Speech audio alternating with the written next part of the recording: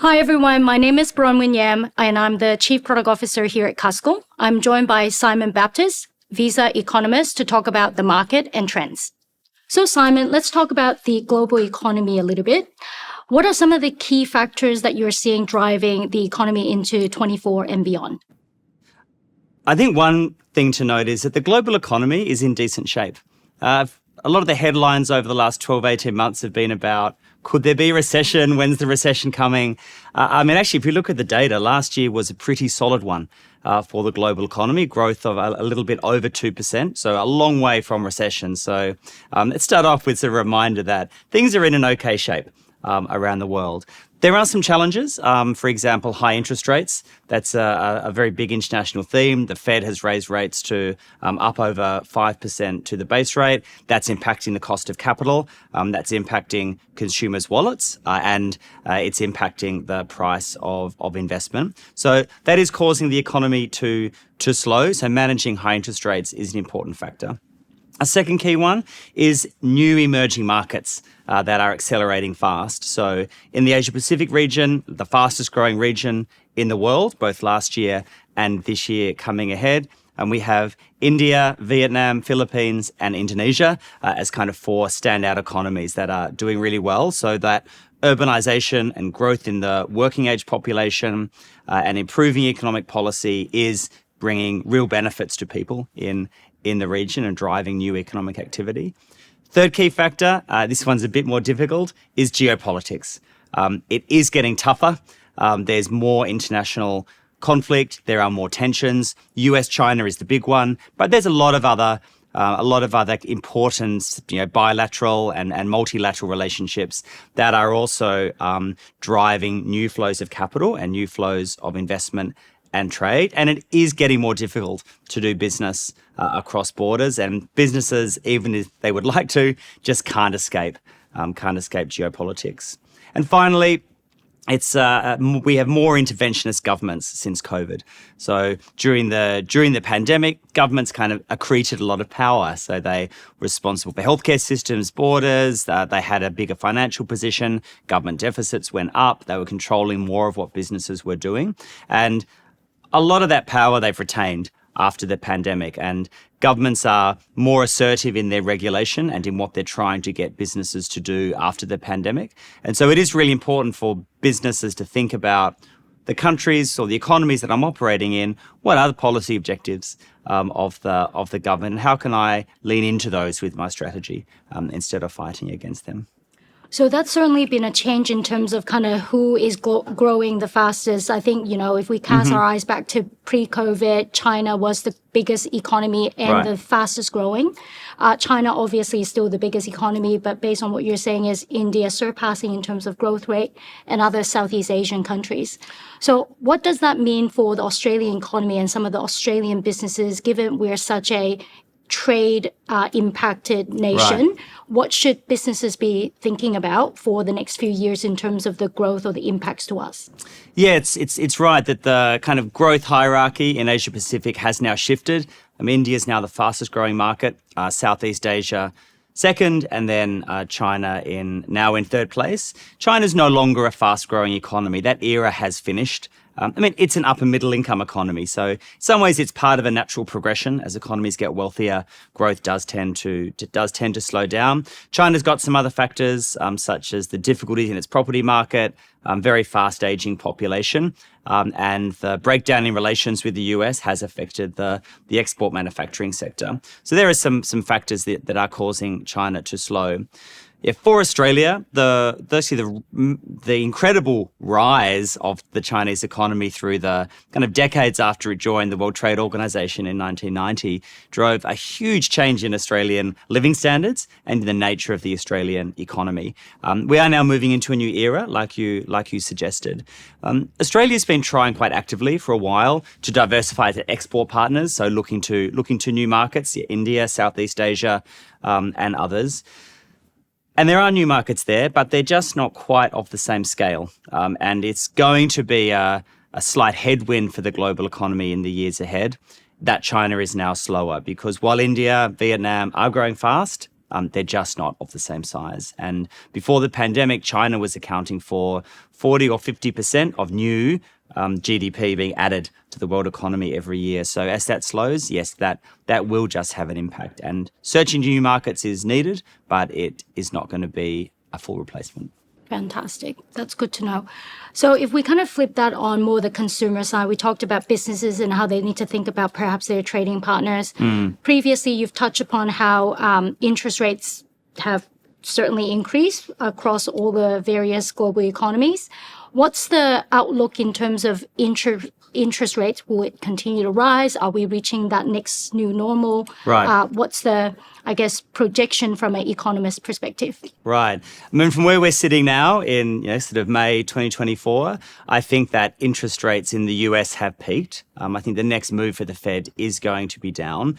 There's a lot of debate about when will it happen, which month will the Fed reduce rates in, and of course, in places like Australia, the interest rate cycle does tend to mirror that in the United States. I think the next move is down. However, we're not going to reverse the large increases that have happened. Over the last 18 months, the base rate in the US has gone up from, kind of half a percent to 1% up to 5 to 5.5. So that's kind of 450 basis point increase in the interest rate. And yes, the Fed will cut, but it's not going to cut by 450 basis points over the next 18 months. I think interest rates will settle at a higher level. So we all have to get used to a higher cost of capital than really we've had since 2009. Since the aftermath of the global financial crisis, interest rates have been at rock bottom. And that era is now ending. Why is it ending? It's to do with the demand and supply of capital, right? Because the interest rate is like the price of capital. In the future, or like as we progress into the new era, demographic change in most societies is an aging population. And as more people are in that retirement kind of bracket, that's going to mean more spending and less saving, right? That tends to be most people's retirement plan, certainly mine. So that's more, less supply of capital. At the same time, we've got some trends going on that are eating up a lot more capital. The digital transition and the green transition. They are both very capital intensive, both required, but new IT systems, new energy systems, new transport systems, they are all expensive. And so that's eating up a lot of demand for capital at the moment. So more demand for capital, less supply, that's going to feed through into a higher interest rate. Now, if you're in the B2B world, or if you're in a sector that's exposed to kind of capital expenditure where you benefit from that, actually the rest of this decade should be fantastic times.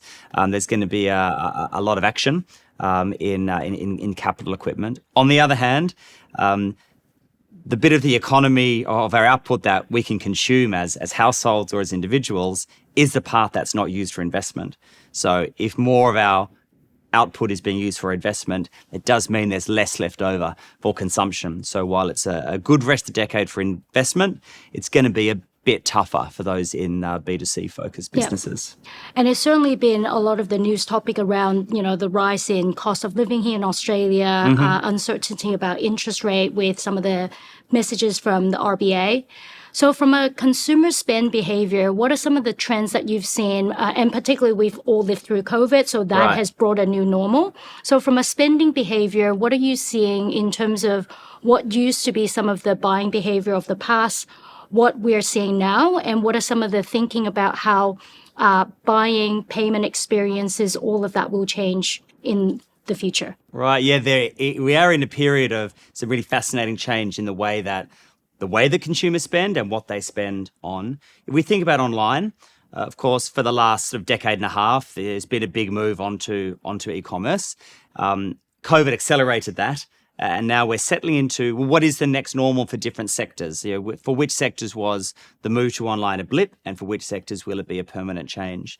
And we do see some differences. If you think about things like education, personal services, and restaurants, they all saw very big increases in online spend during COVID from relatively low bases, and that has been maintained. So post-COVID, online spend in categories like restaurants and education has held up. So there's been a step change in the structure of those industries. On the other hand, there's some sectors that are doing even more online even now than they were during COVID. Healthcare is the standout example there. So healthcare spend is continuing to accelerate its move online. Probably COVID was a psychological step change for us, realizing that actually there's actually a lot of healthcare that can be delivered remotely. On the other hand, face-to-face is still popular in certain categories. And in home improvement, for example, people prefer to do that in person, and online spend has dropped back to its pre-COVID levels in sectors like that. So there are different experiences that customers are looking for in different sectors. And over the last few decades, we've had this move from in-person into e-commerce, where we're shopping from home, from first fixed device, fixed computers, now from personal devices, not just at home, but from anywhere, and then delivery to whatever location we want the consumption to happen. What we're looking at Visa, the next kind of phase is how new technologies are enabling, kind of commerce 3.0 or consumers 3.0. This is things like Internet of Things, augmented reality and virtual reality, driving the next kind of set of experiences and channel delivery that consumers are looking for. Let's think about Internet of Things. So we've got maybe my car can pay for parking, or my car can pay for my petrol without having to walk into the counter. My shopping trolley or my fridge can order my groceries when it realizes that I need some more. So the Internet of Things is going to widen the number of devices that can be the interface. It won't just be our mobiles, which is the current primary device. Augmented and virtual reality. So we can imagine I'm going clothes shopping and I've got my avatar on my laptop and I can see what it looks like. And then maybe even eventually I can have my hologram in my living room checking how my outfit compares to my paint color and all that kind of stuff. And that's going to drive a whole lot of new experience too. And that's becoming possible because of the lowering cost of semiconductors and then the ongoing reduction in the cost of computing power and the increase in capability from the semiconductors. And so the technology needed to drive those things is getting cheaper and better. And so that's going to make it more accessible and more mass market. That sounds like a very exciting future shopping experience that I look forward to. You touched upon a little bit on kind of the digitization and obviously, aging population, but with the aging population is also younger generation that are going to become more and more of a consumer. Mm-hmm. How are you seeing the differences in Gen Z, or how that's going to be shifting even further the consumer dynamics of how they behave, or even online spending, online gaming? How is that all coming into play? Yeah, we had a look at we did some projections for where will new spending be coming from between now and 2035, and almost all of it is going to come from Gen Z. That will be almost all of the additional spend in the economy. Part of that is natural demographics, in terms of that's the generation who are earlier in their career, they're getting promoted more, their wages are going up, they're entering the labour market from education, and so that's the where the new spending will be. They're also in line for some good inheritance coming up, the big uprun in asset prices through the 90s and the 2000s. And the people who bought those assets in the 70s and 80s are reaching a point where they'll beginning to be transferring those assets down to the next generation. That should liberate some spending, as well as maybe like less has to go on rent, or just feeling more asset rich makes you confident to spend a bit more of your current income. So we're expecting Gen Z to be the spending powerhouse for the next few decades. And they do spend in different ways. And we had a look at Visa at spending on cards who are using gaming services more than others. So people who are online gamers. And we compared how do these people compare to the average card holder. And we did a survey across 6 countries, and we found findings like they're more likely to shop online. They're more open to new types of online experience. They like a social component. So if a purchase can come with, a good TikTok or a good Instagram post, that's a massive plus. And they're more worried about brand values and brand ethics, and does this company resonate does this company resonate with me in terms of, my principles or my ambitions? And they're more worried about that. So there are ways in which they differ. And this does flow through into business outcomes because in Australia, for example, cards that we classify as gaming card or cards that are spending more than average on online games, they are spending about 35% more online than the average card. So if you're interested in product development or marketing campaigns for people who are shopping online, thinking about the video gaming segment is 35% more valuable. So changing tact a little bit we talked about the older generation, the younger generation, spending habit becoming different or having maybe more to spend. Given Australia is quite a tourism economy, both in terms of Aussies love to travel, and we are a very beautiful country that attracts a lot of tourists coming in. What are some of the things that you would anticipate to see in terms of the travel trends, both in terms of incoming tourists and outgoing? There are some fascinating trends going on in travel at the moment. Inbound travel to Australia is back at 80% of the pre-COVID level, so not quite back yet. And there's sort of 1.5 reasons why that's the case. The main reason why tourism is not back at 100% is that tourists from mainland China, Hong Kong and Macau have not returned in pre-COVID numbers. In Australia, they're only at 40% of the pre-COVID visitor level. So a huge step change there.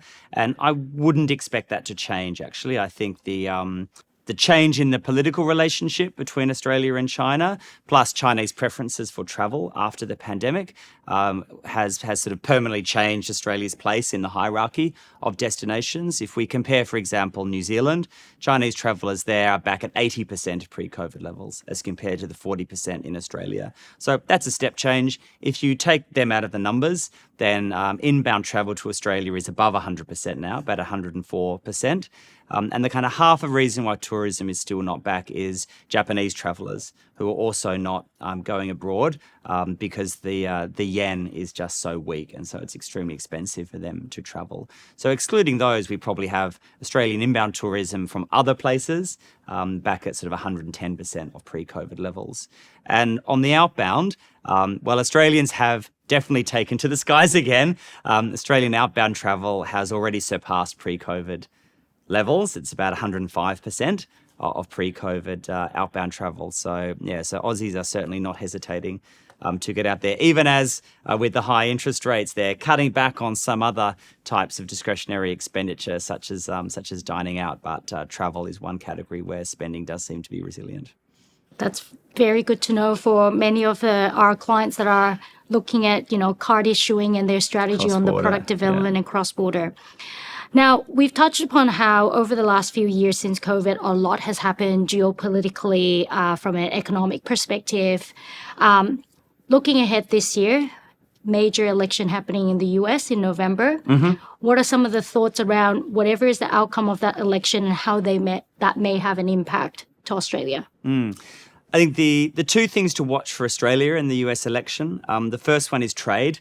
So Trump and Biden are likely to have quite different trade policies, and Australia is a very trade-exposed economy.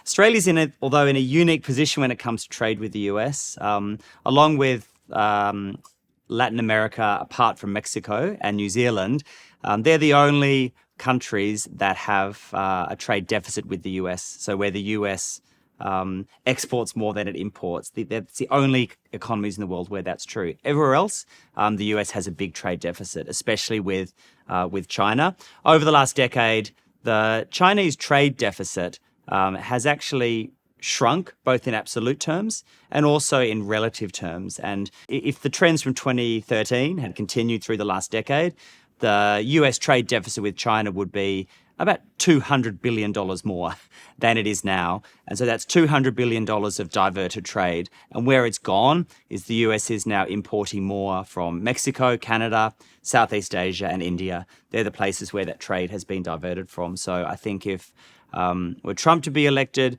probably his trade policy would be looking at those countries where the trade deficit has gone up a lot. So Australia is relatively insulated from that. The other area for Australia to watch, of course, is the security and alliance side. So Australia is an important ally of the US. US is really important for the Asian security architecture. And the approach of Biden and Trump, I think, would be likely to be quite different. Biden has a very traditional approach to foreign affairs. Trump is more sort of transactional. We'll do a deal, do the deal. So that would make a big difference to Australia. And we are seeing political connections in Asia evolving, and money is flowing in those directions. So we look at trade flows, we look at investment flows. There are new country pairs that are developing. From the Australian perspective, sort of some important markets that ties are deepening, and so therefore FDI is flowing, trade is flowing, and all the payments that come behind that, like paying suppliers, insurance, trade finance, payroll, all these sorts of things. Links between, say, Australia and Singapore, Australia and Vietnam, Australia, Philippines, Australia, India. They're the markets that are seeing the fastest growth in cross-border transactions right now. Fantastic. Well, Simon, thank you for your time and your insights. I think it's been wonderful to hear some of the green shoots that we're certainly seeing or sustaining into the future. And I look forward to the very exciting buying experiences that you are talking about, referring to. Thank you so much for your time. Thanks so much.